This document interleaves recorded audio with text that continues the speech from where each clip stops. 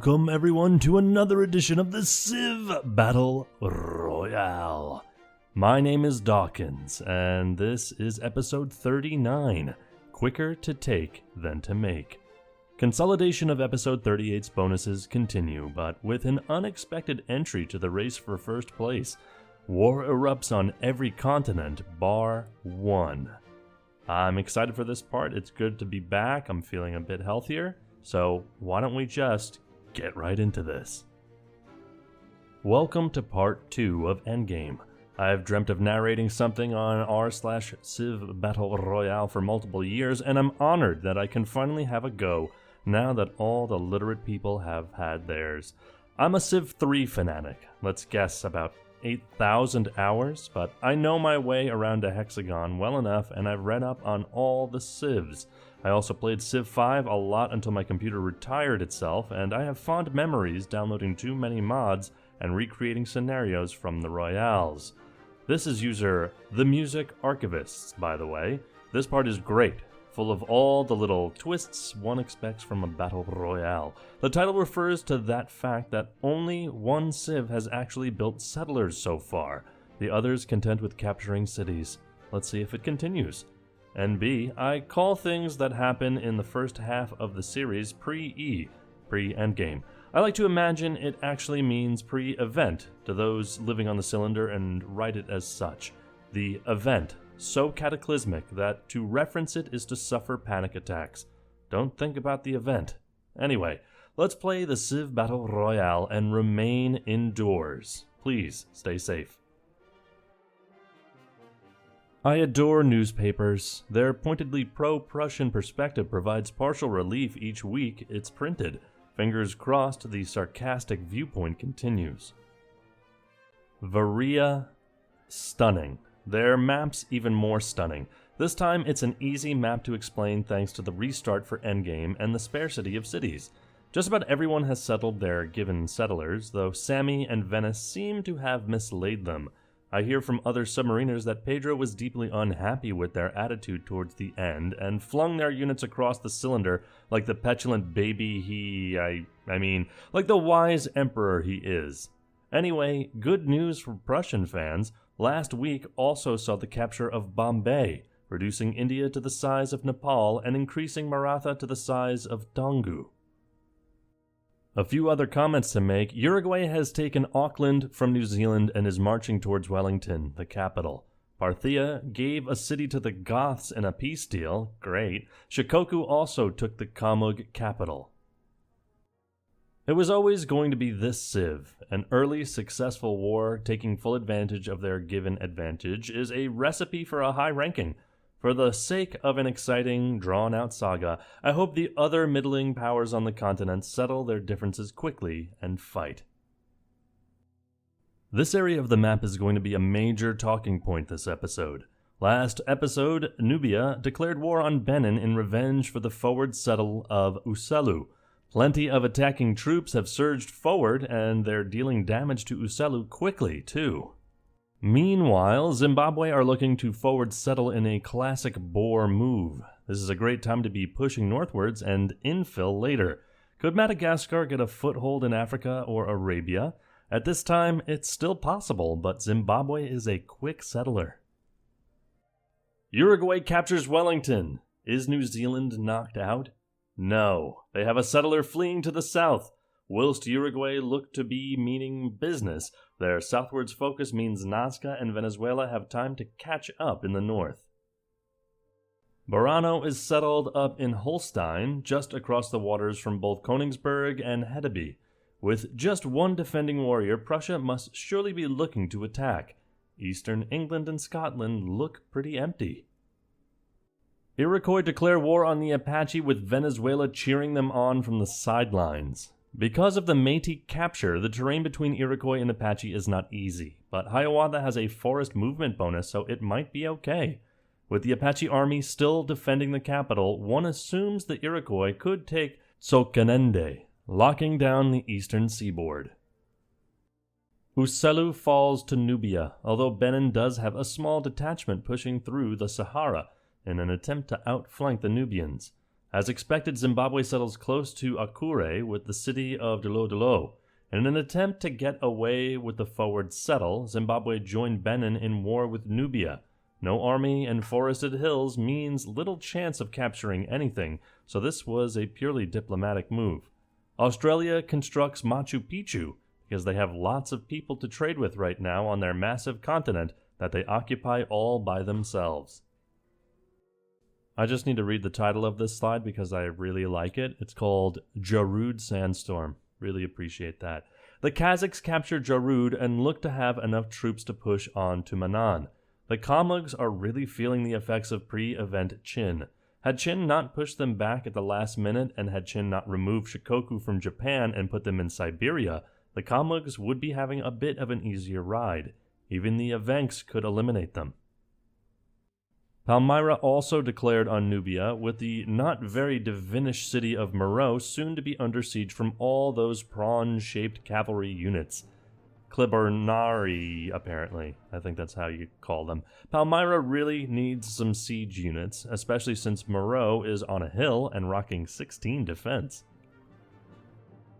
Benin have dissolved their flanking army, preferring to wait until Nubia is at the doors of their capital before engaging. Zimbabwe grabs a single tile north of Dolo in an attempt to prevent Benin from expanding into the Horn of Africa. By the way, Dolo scores 16 in Scrabble, the highest of any city on screen. Uselous fact. Uruguay are still at war with New Zealand, meaning in a turn or two that Trireme will be dead and New Zealand will have a military score of 0. Christchurch is really as far away as New Zealand could get from the Blue Menace. I don't see New Zealand being so expansive this game as pre-event, but if Uruguay don't take them out, they could well turtle their time away. A sad, cold end for a once Pacific-wide empire. Serves them right for defeating the Sulknum. This is revenge. Joante's revenge. Eat it up. Somehow, Nepal is doing better than India. Gorkha is settled amongst a teeming forest of Tongu swordsmen. India, meanwhile, has sent a settler northwest away from Maratha. Sensible. The circular settler units. They're just normal units. However, the triangular settler up near the Ganges Delta is actually a settler, looking to cut off Tongu expansion. I have to say, this is a strong Maratha start. However, their struggle is the same as pre-E, how to leave the subcontinent. They will have to fight their way out. Uruguay board the New Zealand trireme, steal it, lug it overland to the South Atlantic Ocean, then use it to assault Christchurch. They're unlikely to capture it with just one borrowed boat, but it's possible for that swordsman to come south and help out. Devote some more troops and finish the job, La Vieja. We want cyber blood. Isendayan looks safe for now. I don't know what the Métis want, but a capital isn't part of it, not with their army drifting northwards. The Haida have settled. Haina is surprisingly inland, preventing them from making a fearsome navy until Skydagate comes online.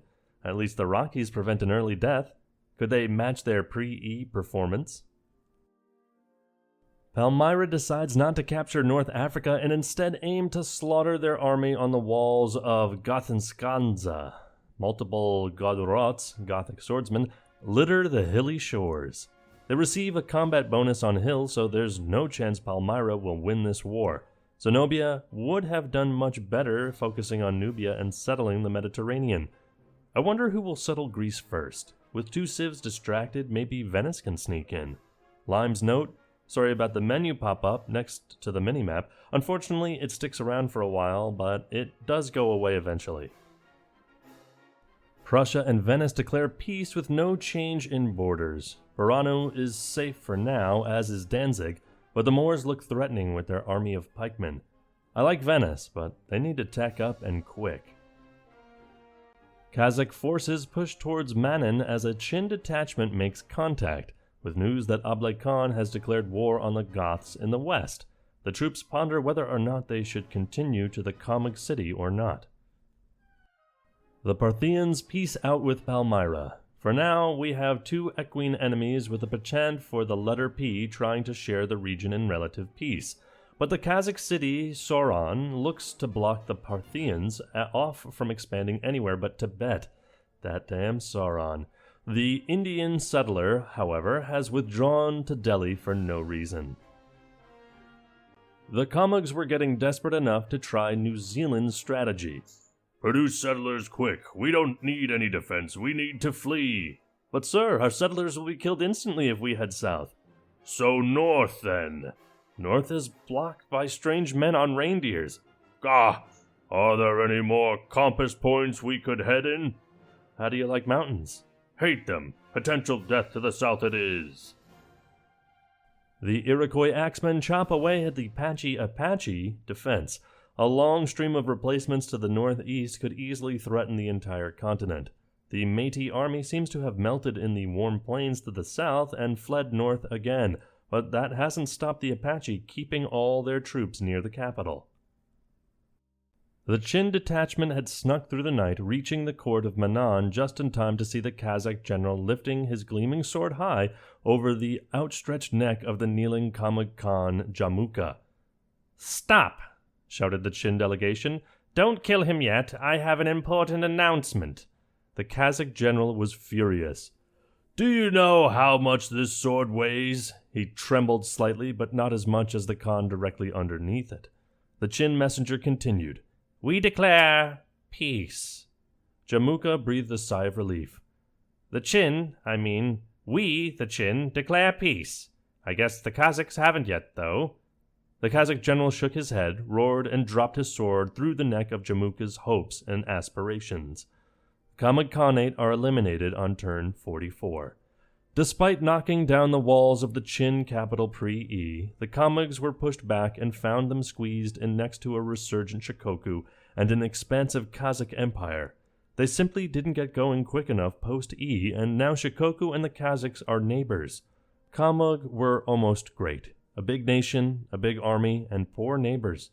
Great colors, too, because they boiled their enemies, and that's the gray and blue like a pot of boiling water. Anyway, who could have come up with that?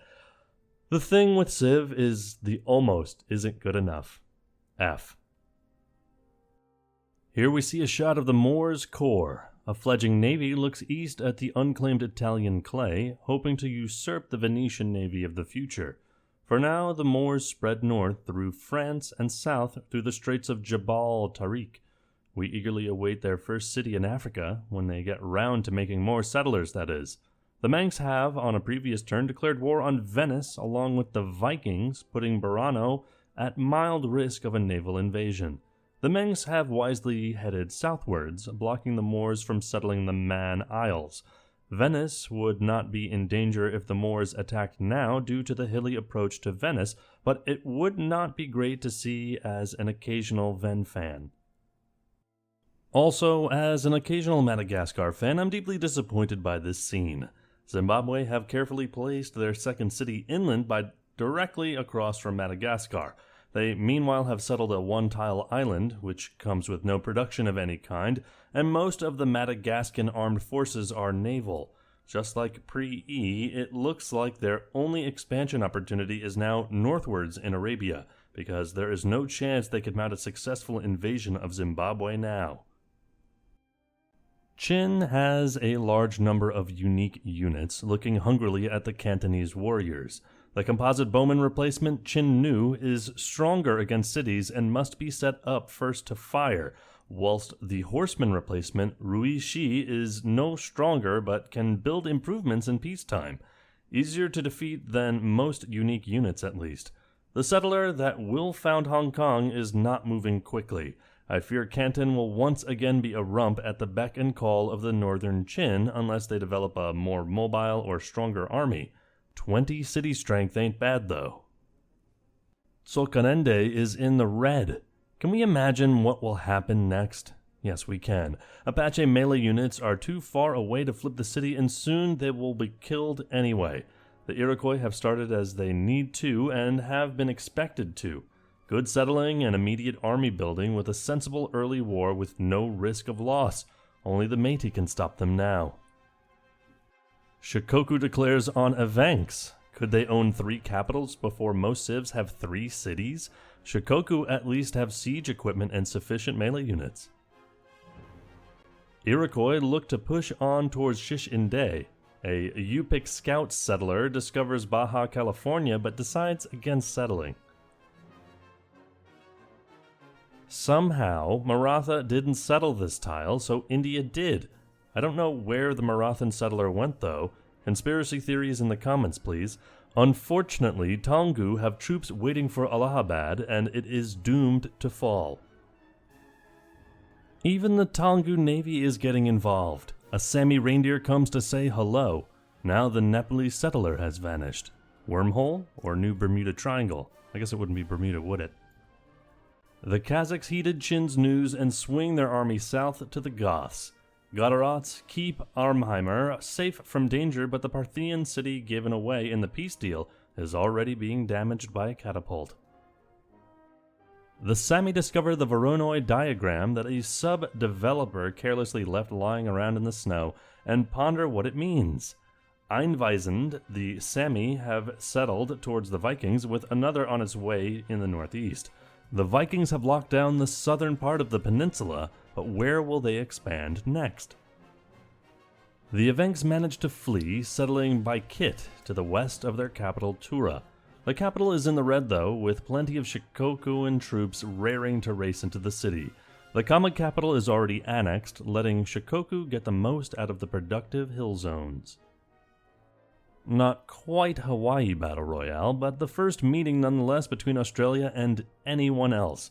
If Nazca can settle a city on one of these Pacific islands, maybe Australia can finally put Machu Picchu to good use and trade with them. Without Tonga, Papua, or even New Zealand, these bountiful islands look so quiet and safe. Give it 10 parts and we'll be seeing billions of cylindrizens, the citizens of the cylinder, I guess that's a fun word to say, dying in similar screenshots. A theme of exploration here as a Manx scout approaches Canada. The Iroquois Corps looks very comfortable and safe. Who will reach Greenland and Iceland first? Hopefully someone with a more literal name-deciding ability. Tura flips. There's still enough army to capture it permanently, but each flip angers the neighboring civs, and I'm not sure Shikoku wants a war with the Qin just yet. A shot of my favorite island, Wobbly, UK. Peel enjoys a gorgeous beach with lots of dinosaur fossils, while Douglas mostly just enjoys Atlantic storms. Where is that settler going? Mainland Europe or Scotland to head off the Vikings? Hong Kong is settled near IRL Amoy Jianmen, across from the IRL country of Taiwan. Another settler seems to be heading inland, which is both risky and vital. The Cantonese really need good production to take on Qin at a later stage, but also mustn't anger them. Some on the sub are adamant that the Cantonese need to colonize the Philippines and Japan to make an impenetrable core, and I agree. Hopefully Qingche knows this too. Good to see some spearmen too. They will help if the Rishi horseman unique unit ever starts a galloping. A cute Haida war canoe pokes around the old Shikokuan haunts. The submarine has removed all traces of civilization from the island of Japan, so the secrets we know will remain hidden up until the time the leaders join us in the sub and catch the parts up on the sub's intranet, which must be confusing for those eliminated before discovering electricity, but it's alright, they can just listen to my voice. The Goths are still under assault from the Kazakhs. Potsdam, Prussia, now borders Otrar, Kazakhstan, making the Stan the longest civ, presumably in honor of British literature legend Flat Stanley. Canton declare on India, presumably for diplomatic points with Taungu. Here's the futility of the Canton attack. Taungu are in the way. Gorkha is receiving damage but repelling most swordsmen comfortably. Without siege equipment, Taungu will suffer. They have none at all. Allahabad is in deep yellow but could be easily retaken by the spearmen and catapult lurking inshore. I was hoping Madagascar could expand northwards, but that's off the cards too with the settling of Mapuongwe near Lake Victoria. It's another cunning settling from Zimbabwe being on a hill, though it is open to naval assault and Madagascar is building triremes. Out of the corner of our eye, we can see Benin attempting to settle eastwards, but they're under the fire from a Nubian detachment. Tura is falling. If Shikoku moves those catapults in, they have a chance. It'll be no elimination because Baikit is far away and weirdly defendable being behind the river and near Kazakh's Manan. The Plains War re-erupts as Métis declare on a herding Apache. They have a lot of swordsmen, ostensibly to clear out the defending squadrons, with siege weaponry lurking behind in a catapult and some chariot archers. Even further back are 9 horsemen to sneak in at high speed. This is human levels of troop gradation, and I'm impressed, but the AI is notorious, so let's see if they can do anything. The Cantonese caravan neared Nakamura. After a long journey, the caravaner asked for some cha before handing over his consignment. "Josun, it's so cold up here, Sakamoto. Leidima?" News from up north wasn't great. Turans were rebuilding the walls quicker than Shikokuans could knock them down, and whilst the Turan guard were injured, the Shikokuan attackers were simply idle. The caravaner wished him well and departed back to his homeland, Joygin. Ramsesterdam is settled between Burano and Balancia, with ambitions of becoming a major trading port in materials yet to be discovered. It's a ballsy move for man, but something not achieved pre-E. Could the islanders actually look for a future beyond their own shores for a change? Caravans in Venetian lands suggest the Moorish pikemen aren't against the idea of Venice's existence just yet. Did I miss this declaration? Anyway, Viking units are damaged by the Sami town of, oh boy, Guivdaigon. That's close. I'm not sure if it'll be taken, but it's a positive sign from the Vikings. They received one of the largest standing armies on turn 1, but could have easily sat on their hands the entire game. Tura flips again. It's a cunning strategy by the Evenks as they eat up all the Shikokuan melee units, leaving just catapults pounding away at the walls. But with 2 very poorly placed melee units of their own, it's a strategy that will only work twice more. Seeing it's Venezuela's turn reminds us that we haven't seen South America much yet. The Forgotten Continent. What is this, Mark II? The Métis are serious, pushing the defending army away and getting ready to set up siege weapons. But maybe the Iroquois are also serious and could well snipe the capital away. 4 peace declarations too, 2 to ponder over. Firstly, it looks like New Zealand escaped with Christchurch and not much else. Secondly, Palmyra and the Goths declare peace, though the minimap doesn't show any weird peace deals. Uh-oh. Macau is settled right next to the bigger, more dangerous Chin. This is exactly the wrong decision, Qingshi. Mark my words, it'll be taken like the Shia capital was. Quickly. Azak is still under fire from Kazakh forces as Sauron and Merv block off Parthia's north and south respectively. Clearly the Goths repelled Palmyra, and now Venice has settled Greece with the city of Lido, blocking Palmyra further. Here's to a recommencement of the war with Nubia. The Yupik have settled Kamchatka, but Haida doesn't like it. Their war canoes are marching north with a declaration of war.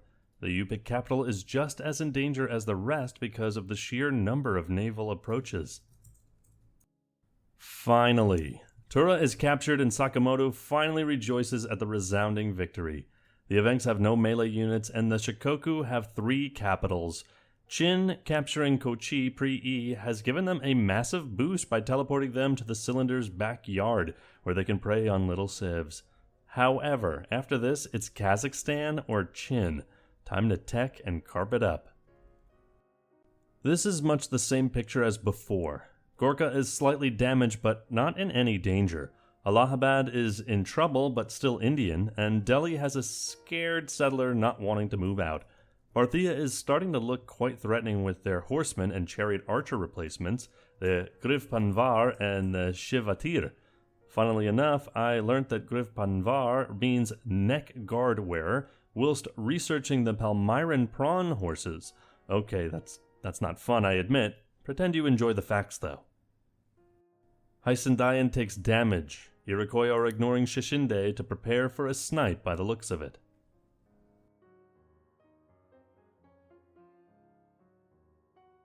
The Vikings had sadly not gotten further with their invasion. Meanwhile, the Sami have been settling Finland in a hope of tapping into the vast Siberian spaces to the east. The Vikings really need a navy, but pre-E they spurned one, beelining for a totally different and useless tech. Maybe they're doing the same again here.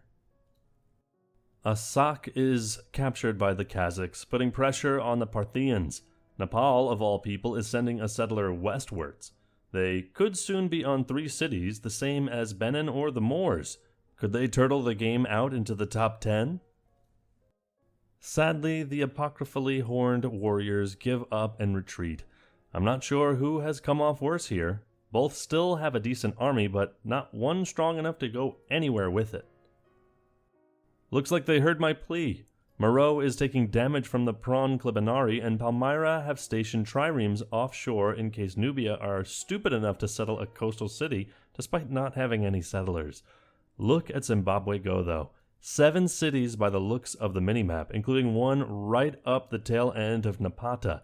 I believe they're still at war, so this is a risky move, but I think Palmyra are distracting Nubia plenty enough for Zimbabwe to get away with it. Here's a look at the Kazakh core. Astana is a meaty capital with big meaty claws, and the ring of cities around it look to be important now and long into the future. Canton peace out with Nepal now that they have the same number of cities. Here's a look at a nation that is the highest ranked despite having no shot at winning the game. The Great Wall of South Australia really stops those pesky invaders like, dingbats, and Machu Picchu sits there smugly. Venezuela declares war on Nazca. It would be better to settle Central America and Brazil before someone else does, but Nazca also have some juicy cities to take. However, like the Kwikuru from pre-E, Nazca have the benefit of the jungle as well as an evenly matched swordsman force. This must be a distraction from something. Uruguayan borders are snaking up from the bottom of the display, and Uruguay are the only ones that could take advantage of war between the two civs in Uruguay's way to world domination. La Vieja must be chuckling all the way to the bank. You know, I scanned the minimap for any changes following the Prusso-Palmyran War, but didn't see any, forgetting that Palmyra's territories are dark enough to confuse with the Goths. Anyway, Berlin, jewel of southeast Prussia, has been gifted. Thankfully, the Goths are no longer at war with Palmyra, though it wouldn't be a bad thing if they were, if one was a Goth fan. Let's give 3 cheers for the plucky Manx. 2 swordsmen, alright, 2 cheers then, 1 each, are storming Burano. Ramseyterdam was clearly a major staging zone for a full-blooded assault on the mainland. I wish them luck. Capturing Burano would be huge for Ilium Don. Dear audience, I humbly submit an apology for I have reasoned wrong. Chitekete is under attack from the Nubians, and they have enough to take the city. Palmyra is embarking horses laden with heavy armor into flimsy wooden boats without any shielding whatsoever, and hoping they don't drown as Moreau fires rocks at them. I call that good planning. How many times do 2 superpowers attack a small fry and lose? Now Prussia and Palmyra kiss and make up in order to take on Venice. The Manx would love some help from Burano, provided no one stole it from them. Peel converts to Islam as Moorish inquisitors tour the shores. Nobody expects the Moorish Inquisition. Success at last for Toungoo as Allahabad is captured. India hasn't moved their settler. Marathan troops squeeze through the gap to Nepal, whose defense is tested from every side as Canton comes through the mountain pass in the north. Madagascar almost have a full carpet rocking the shores of the island, though this isn't special when they only have 2 unimpressive cities. Tech research will be suffering. That said, both they and Zimbabwe have spearmen and nothing more advanced than that, so maybe they are achieving pariety. Shikoku crosses the Manan River, setting up the catapults in a 1-2 formation. This amount of firepower should sink the Evenki nation. What's worrying for the Evenks is the total lack of troops, meaning there's no way they could flip the city back if they don't kill the swordsmen and horsemen ASAP. Louis Riel met with Hiawatha, bringing a hatchet and 2 shovels just in case. Look, Wathi, you can have Shishinde, a nice port city if you think about it, Good beaches, excellent seafood, a silver mine. Where was I? Oh, and give us the capital, that dusty, stinking backwater. It's a good deal. Alright, but I'm fully prepared to dig this hatchet back up and again and ISPS it to you. Once the Apache are no longer, we're the two giants of North America, and that means I'm onto you. The Iroquois army moves southwards. I hadn't thought this would happen because when Palmyra declared war on Venice, I totally assumed they would meander down from Berlin. Instead, a capable navy, plus a prawn horse, has been attacking Lido, jealous of their amazing swimming pool complexes. It could well fall, though Venice has another settler on its way, either to replace Lido or settle near Nubia. Nubia push on Chaitekete. Chitekete? Either one. But they need more range units in range first. Zimbabwe will grab the horn immediately, blocking Madagascar from further expansion. Benin look to settle either the Sahara or the northern coastline, depending on whether they want the city to grow or not. And that looks like that. The final slide. Thank you so much for reading this. If only I could write this quickly on my university assignments. See you on the sub for analysis, theories, and OC. Stay safe and tune in next week for part 3. I guess that's coming soon. It's on the sub. You could read it, but if you want to hear the audio narration, it'll be a few days more. Sorry. In the days in between, don't forget to check out the sub for Season 2 voting. Yes. Speaking of which, I am not sure if you remember, but I made a Civ, the neutral nation, who will be in the voting, I think not this week, but the following week, in the Canadian region, the Eastern Canada. I would really appreciate if y'all went to the sub, registered to vote, because there's this voter registration thing. It's stickied at the top. But check that out, and then when time comes, vote for the neutral nation.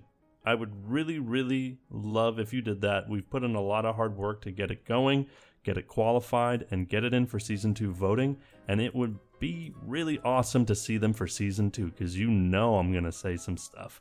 But other than that, I hope you enjoyed this part. I hope you're all staying safe and social distancing, washing your hands, etc. My name is Dawkinzz. We'll see you next time.